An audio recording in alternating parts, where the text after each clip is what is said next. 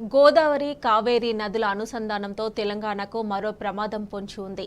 నదుల అనుసంధానం ప్రాజెక్టుతో తెలంగాణకు ఒరిగేదేమీ లేదు. గోదావరి జలాలపై హక్కులను సైతం కోల్పోవాల్సిన దుస్థితి దాపురిస్తుంది.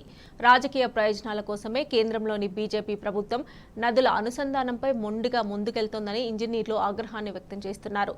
నదుల అనుసంధానం ప్రాజెక్టు తెలంగాణ పాలిట మరో పోతిరెడ్డిపాడ్లా పరిణమిస్తుందని హెచ్చరిస్తున్నారు.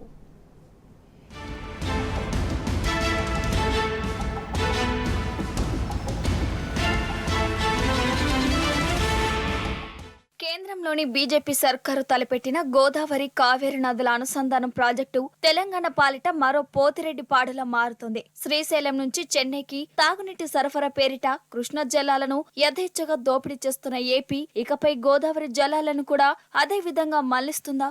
నదుల అనుసంధానం ప్రాజెక్టు నిర్దేశిత లక్ష్యం నెరవేరడం కష్టమేనా? అలాంటి ప్రమాదమే ఉందని హెచ్చరిస్తున్నారు తెలంగాణ ఇంజనీర్లు. నదుల అనుసంధానం ప్రాజెక్టుతో తెలంగాణకు ఒరిగేదేమీ లేకపోగా గోదావరి జలాలపై హక్కులను సైతం కోల్పోవలసిన దుస్థితి దాపరిస్తుందని ఇంజనీర్లు ఆవేదన వ్యక్తం చేస్తున్నారు. ప్రస్తుతం కృష్ణా జలాలను ఏపీ తరలించుకుపోతున్న తీరు కూడా బలాన్నిస్తుంది. సాధ్యాలను పరిశీలించకుండా రాజకీయ ప్రయోజనాల కోసమే కేంద్రంలోని బీజేపీ ప్రభుత్వం నదుల అనుసంధానంపై మొండిగా ముందుకెళ్తుందని ఇంజనీర్లు ఆగ్రహం వ్యక్తం చేస్తున్నారు.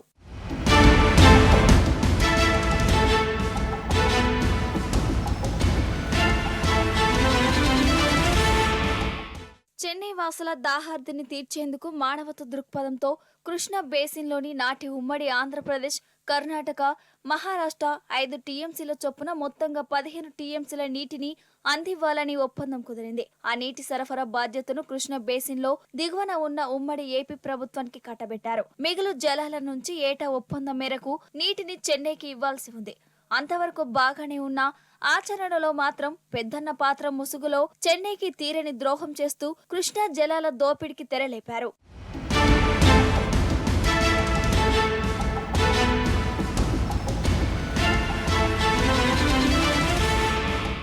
అప్పటి ఉమ్మడి పాలకులు తొలుత శ్రీశైలం రైట్ బ్రాంచ్ కెనాల్ ని వ్యూహాత్మకంగా ముందుకు తీసుకొచ్చారు. ఆ తర్వాత మొత్తంగా 34 టీఎంసీలను, అది కూడా 880 అడుగులు ఉన్నప్పుడు వరద జలాలను తరలించేందుకు పోతిరెడ్డిపాడు హెడ్గ్యులేటర్ వ్యవస్థను ఏర్పాటు చేశారు. అక్కడితో ఊరుకోలేదు. అంతకు 4 జలాలను SRBC, KC canal, Nippulavagu, escape channel ద్వారా అక్రమంగా పెన్నా బేసిన్ కు ఏపీ తరలించబోతుంది.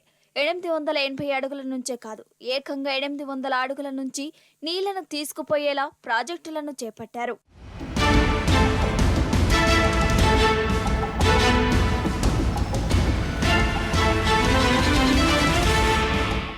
వాస్తవంగా 1500 క్యూసెక్కుల సామర్థ్యంతో నిర్మించాల్సిన కాల్వను తొలుత 11,000 క్యూసెక్కులకు, ఆ తర్వాత 44,000 క్యూసెక్కులకు, ఇటీవల రాయలసీమను ఎత్తిపోతల పథకం ద్వారా దాని సామర్థ్యాన్ని 88,000 క్యూసెక్కులకు విస్తరించారంటే పరిస్థితిని అర్థం చేసుకోవచ్చు. ఇదిలా ఉంటే పోతిరెడ్డిపాడు, దాని అనుబంధ అవుట్లెట్ల ద్వారా తరలించే జలాలను నిల్వ చేసుకునేందుకు 350 టీఎంసీల సామర్థ్యంతో రిజర్వాయర్లను నిర్మించారంటే ఏపీ జలదోపిడీని ఊహించుకోవచ్చు.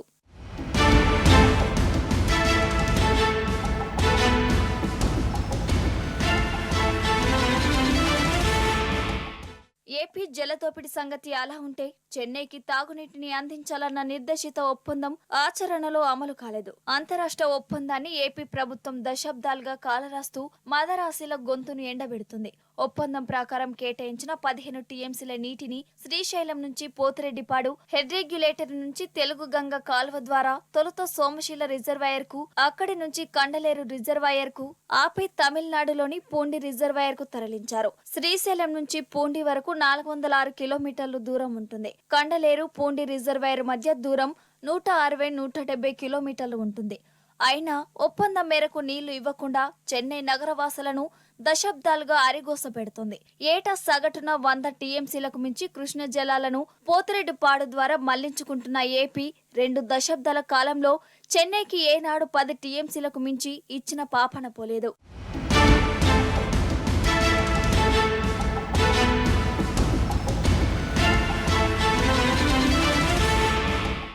ఏపీ తీరుతో విసిగిపోయిన తమిళనాడు సర్కారు ఒకానొక దశలో చెన్నై తాగునీటి కోసం కండలేరు రిజర్వాయర్ నుంచి పూండి రిజర్వాయర్ వరకు దాదాపు 160-170 కిలోమీటర్ల మేర పైప్ లైన్ ను నిర్మాణానికి 4-5 వేల కోట్ల రూపాయలు వెచ్చించేందుకు కూడా సిద్ధపడిందంటే ఏపీ జలదోపిడీ ఏ స్థాయిలో జరిగిందో ఊహించుకోవచ్చు. ఒక దశలో శ్రీశైలం జలాశయం నుంచి పైప్ లైన్ ద్వారా తరలించుకుపోతామని తమిళనాడు వ్యాఖ్యానించిందంటే పోతిరెడ్డిపాడు ద్వారా ఏపీ ప్రభుత్వం చేస్తున్న జలదోపిడీని అర్థం చేసుకోవచ్చు.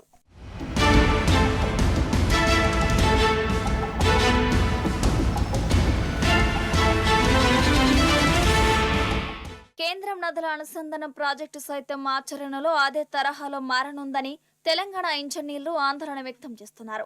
నదుల అనుసంధానం ప్రాజెక్టు తెలంగాణ పాలిట మరో పోతిరెడ్డిపాడులా పరిణమిస్తుందని హెచ్చరిస్తున్నారు. ప్రస్తుతం కేంద్రం ప్రతిపాదిస్తున్న గోదావరి కావేరి అనుసంధానం ప్రాజెక్టు ద్వారా ఛత్తీస్గఢ్ వినియోగించుకొని 148 టీఎంసీల గోదావరి జలాలను ఇచ్చేపల్లి వద్ద బారాజును నిర్మించి అక్కడి నుంచి తొలుత నాగార్జున సాగర్ కు, ఆపై సోమశీలకు, అక్కడి నుంచి తమిళనాడులోని మమన్సూరు ట్యాంకుకు, ఆపై కావేరి ఆనకట్టకు తరలించాల్సి ఉంటుంది.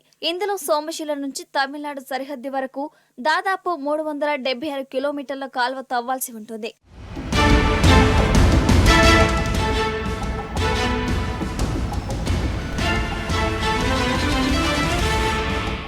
34 టీఎంసీలకు పోతిరెడ్డిపాడు హెడ్గ్యులేటరీని పరిమితం చేయలేని కేంద్రం రివర్ బోర్డు రేపటి రోజున గోదావరి జలాలను ఏపీ అక్రమంగా మళ్లిస్తే ఎలా అడ్డుకుంటాయని ఇంజనీర్లు నిలదీస్తున్నారు. నిర్వహణ నియంత్రణ అసాధ్యమని స్పష్టం చేస్తున్నారు. వెరసి చెన్నై తాగునీటి సరఫరా మాదిరిగానే తుదుకు గోదావరి కావేరి అనుసంధానం కూడా మిగిలిపోతుందని హెచ్చరిస్తున్నారు. ఈ అనుసంధానం ద్వారా తమిళనాడుకు లాభం చేకూరటం సంగతేమో కానీ లోయర్ గోదావరి జలాల వినియోగానికి తెలంగాణకు మాత్రం ఇబ్బందులు తప్పవని ఇంజనీర్లు హెచ్చరిస్తున్నారు.